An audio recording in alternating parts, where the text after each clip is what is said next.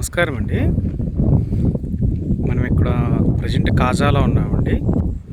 కాజాలో రామకృష్ణ వెనక వైపు national highway నుంచి ఎగ్జాక్ట్గా మనం కిలోమీటర్న్నర డిస్టెన్స్లో ఉన్నామండి.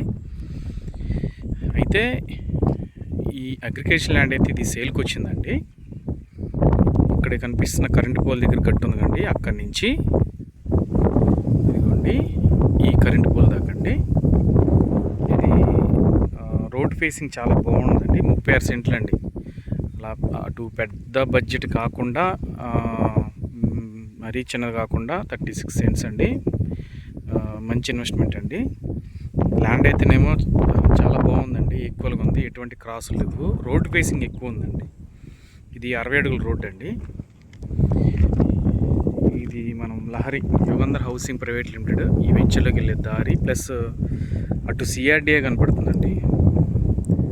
సిఆర్డి వెంచర్ అండి. అక్కడ ఇదిగోండి తాడి చెట్ల దగ్గర సిఆర్డి వెంచర్ ఒకటి వేసారండి. ఆ వెంచర్లో కూడా ఇదే అండి మెయిన్ ఎంట్రన్స్.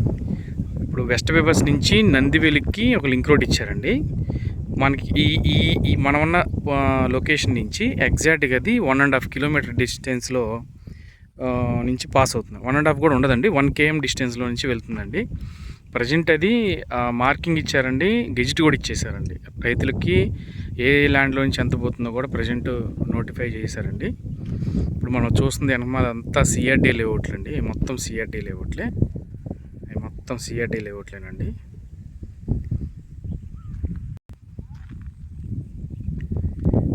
అయితే ఇది ఇన్వెస్ట్మెంట్ బాగుంటుందండి.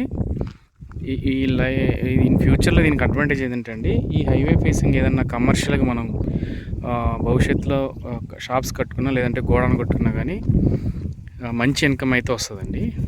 ఇలాంటి ల్యాండ్ చాలా రేర్గా దొరుకుతుందండి. మేము తిరుగుతూ ఉంటాం కాబట్టి చెప్తున్నామండి. చాలా రేర్ అండి.